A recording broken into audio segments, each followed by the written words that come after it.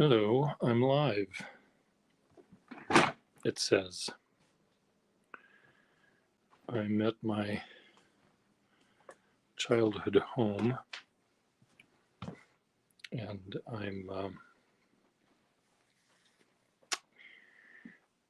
trying to get it somehow organized so my brothers and I can continue to work on having it viewable by people that might be interested in buying it.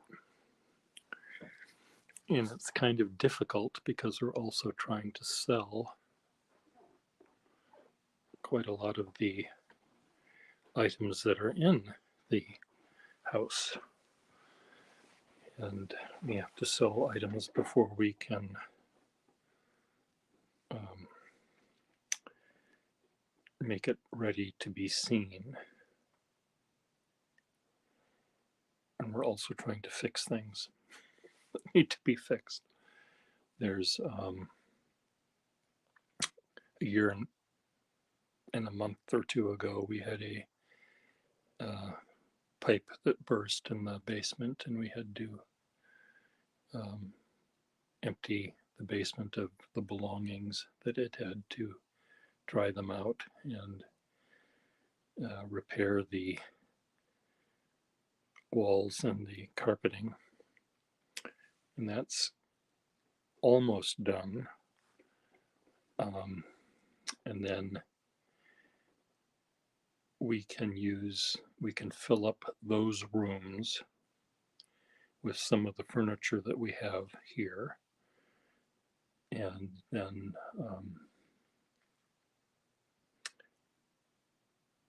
open it to people that want to buy it.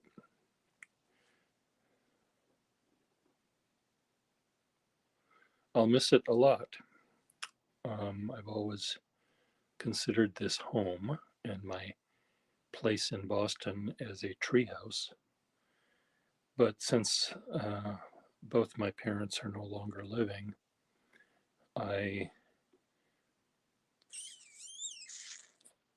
the spark that was here is no longer here. And it's easier to say goodbye to it, I think. Also, in the past few years, a lot of things have happened outside in the yard. Maybe a decade ago, our favorite climbing tree fell down in a storm, and then beautiful, well, actually, it wasn't very beautiful. It was quite an ugly, twisted weeping willow tree blew down in a storm. And I just loved drawing that in recent years. And having it go away and seeing it missing is very sad as well. So I've been going through lots of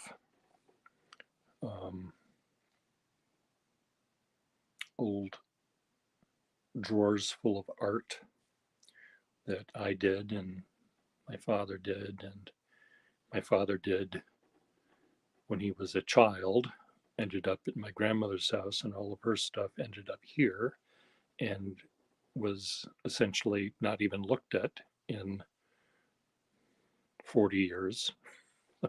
So now we're looking through it and we're seeing things my father did in his youth.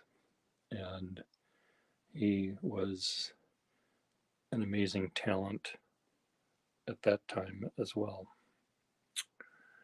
So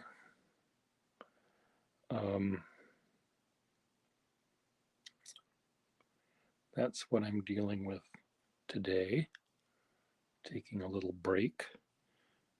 My brother gave me a iPhone that he doesn't use, and it's one of those big sevens. So that's what I'm using now. And it would be a lot easier to use this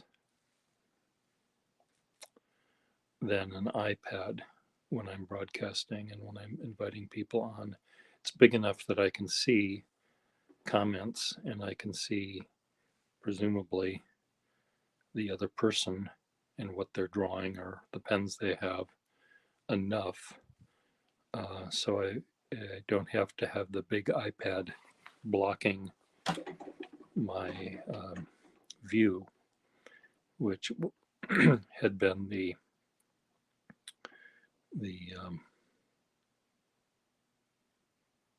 had always been a sticking point. Let me see if I can turn the camera here. Settings, camera, back camera.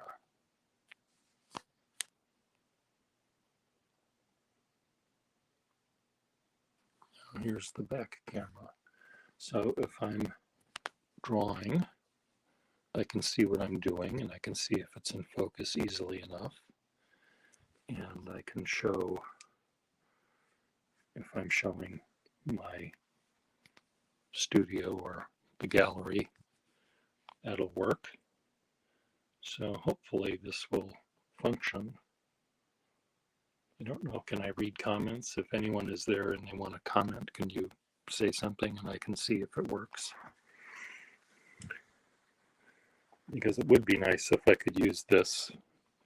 I know I can't use my iPad minis because they don't have the bandwidth to deal with StreamYard. But it would be nice if I could use one of these. So is anyone in watching me that wants to say hello? Type hello. I'll see if my 65-year-old eyes can see. Here's our quote Japanese garden unquote, which normally when I'm here in the summertime and it's all green and lush and overgrown, and it isn't that way now because the buds haven't appeared. This is a view that we rarely saw because this used to be the dining room, and that big table and all those chairs used to be crammed in here. And it's really much nicer having this be sort of an office. Oh, hi. I can see you, Glenn Kelly. Hello. I just wanted to make sure I can read what people are saying. So this, I think we're going to stage this as a sort of den home office, which is what my brother is using it for now. And we'll stage this as our dining room, which I think as a dining room for anyone that's going to buy this house, they'll find it much more usable to extend a table and have 8 or 10 people at dinner. You could barely get 6 people when the dining room was in here, because there was this big, before these huge pieces of furniture were in here, it was easier to do, but that didn't happen very often. So I think it works much better this way.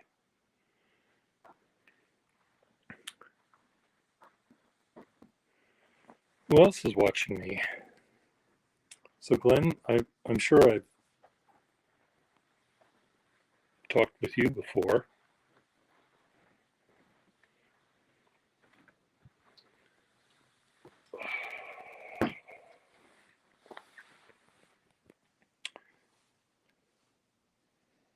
Have I talked with you before, Glenn? Cam. Oh, no, I don't want to do that. I want to do settings. Camera. Front camera. There. I'm back. I'm on location, and I'm in Minnesota. And see that lantern behind my head?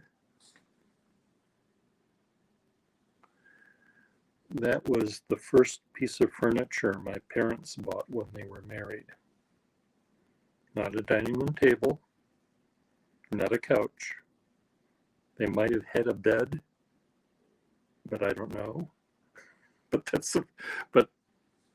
they had maybe a bed, and maybe they might have had a chair. But that lantern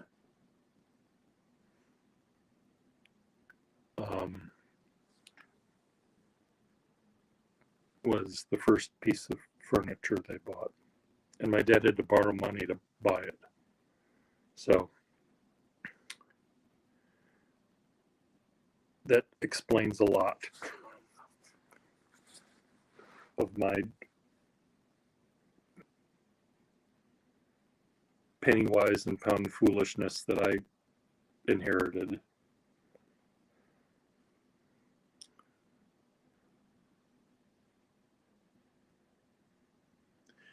There's it's just a bunch of frou-frou. It does sort of look like a big fat cherub or a bird.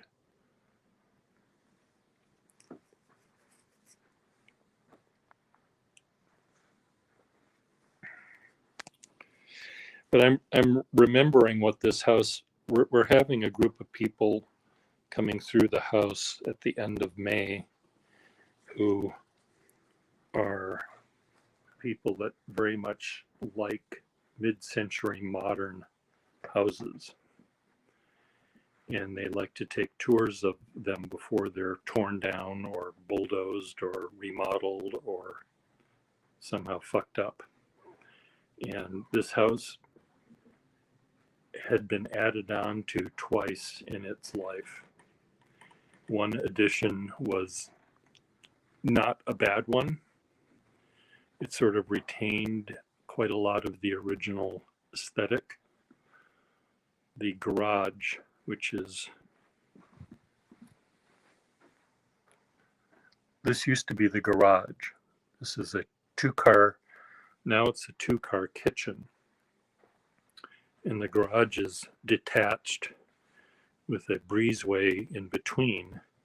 And I think that was really a good idea. The other addition was a studio that works okay as a studio. It's quite big. It's about as big as this room here. But the access to it is awkward. You have to go through the master bedroom or the laundry room.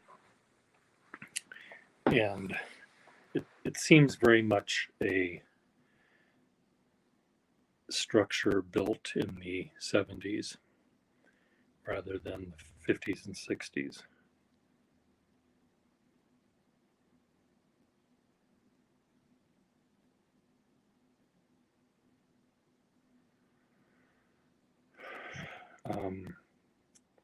This house, even in the old part of the house, we've had quite a lot of changes, and I sort of wish some of those changes were not made.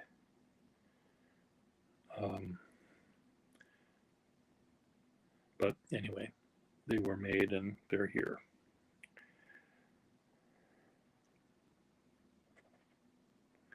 The other thing about this house, the thing that I'm going to miss the most about it is the morning sunrise.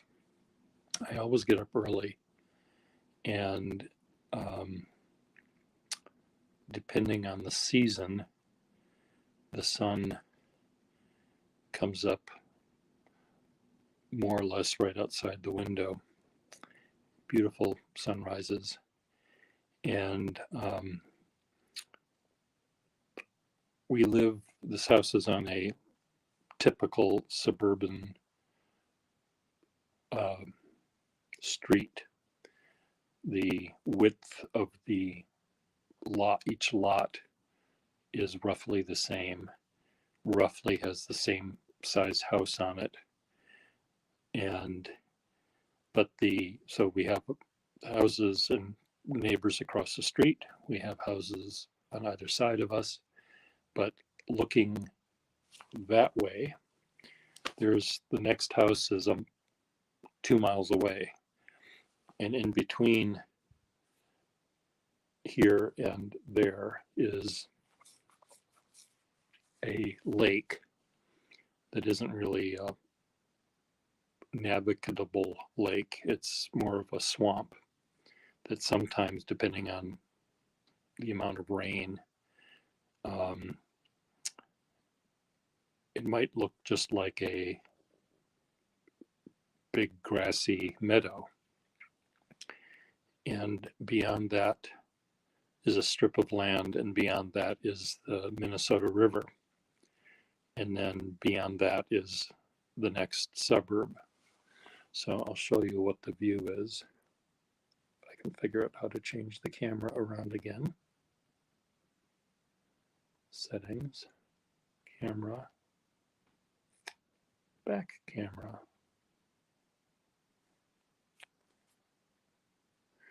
So it's this view that I'm going to miss the most.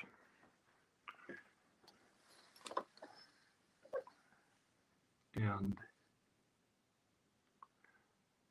it's, as you can see, it looks like a lake now, but that's because the grasses haven't grown up yet and the trees haven't gotten their leaves yet either. So it's quite a lovely view.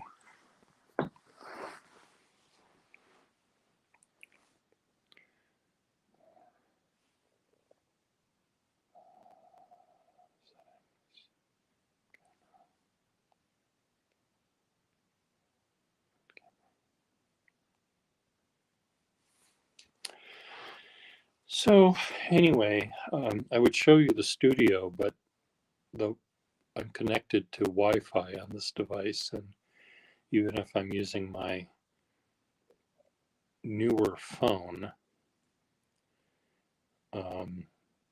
that doesn't have to be connected to the Wi-Fi, it doesn't really broadcast very well, so I can't show you that.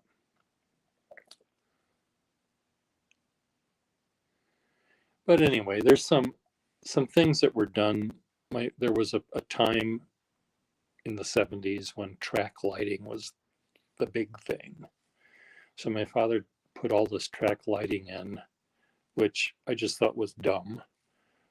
We used to have a couple of light fixtures that were discrete. You know, there was just a thing coming out of the ceiling with a fixture on it. And then track lighting came in, and seeing the track was supposed to be cool. And I just found it ugly. So you see the track lighting we have there. Dumb. And track lighting here. Equally dumb. There used to be an opening here that was the size of a door, and it didn't have a door on it, it just had an opening. And this, from here up about, was open, which was cool. It was very 1956-ish. One of the weirdest things about this house, though, and it never ever happened, but the front door is right here. And when the house was new, before we turned the garage into a kitchen, um, this was how people came into the house. And they would walk in and they'd say, "Hi, Nell. Hi, Wells. So nice to see you." Or, "Let me introduce my wife." And, they were taking coats off and doing everything that you'd normally do when you meet people. But right, if you walk in a front door and you step back to introduce your wife to, "Honey, this is Nell and Wells Gustafson," because right over here is the stairway going downstairs. It's right here. There's not a door. There's not a railing. There's just a cliff, and you could fall down. Mom, did that ever happen? It's my mother. And it just was it was really cool to have, you're sort of, when you're standing here looking out the front window, you sort of have this really interesting spatial thing going on. But it's just very weird. It's a very, very weird design, I think. I mean, it's a really cool design, but it's very strange that you would put a possible danger. What do they call a pool? It's an attractive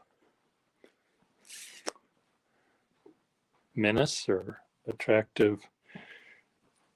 It's a legal term which is why you have to have a fence around your pool in your yard, because it's an attractive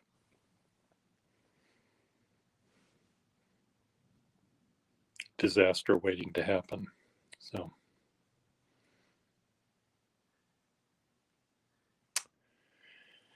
anyway, so this is the plan. These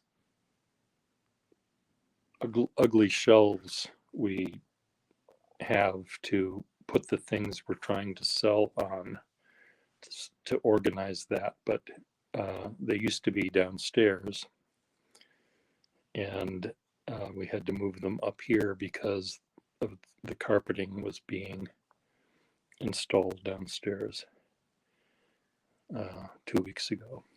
And I think I need to have my brother help me take them downstairs. Attractive nuisance, yes. But a nuisance sounds like it's not going to kill you. An attractive nuisance is a young lady down the street that sunbathes naked, and you get close to her and she starts squirting you with a squirt gun or telling you about QAnon conspiracy theories. That's a nuisance. But hazard, hazard is a I think attractive nuisance is the legal term that they use, but a hazard is you are in danger of drowning if you're too stupid to know that you can't swim. And a child doesn't know that.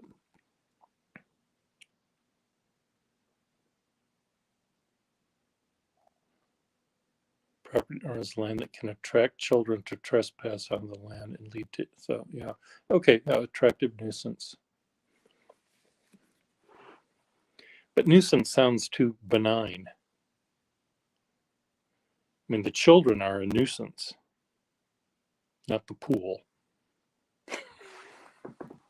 The fence is annoying because it's ugly. the misbehaving children that don't know they're not supposed to trespass, they're the nuisance. But anyway, but it is a term that, and that this doesn't even seem like an attractive nuisance. It just seems like, what was the guy thinking? What was the architect thinking, putting a stairway right next to a front door? A stairway that goes down. A stairway that goes up isn't a hazard. Gravity doesn't go upstairs. Oh, well, aren't you the smartest thing that ever happened?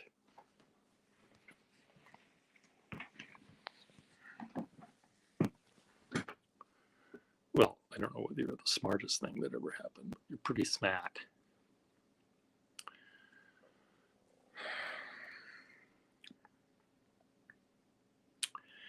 Well, I think I need to I have to find some sort of food in this house and cook it.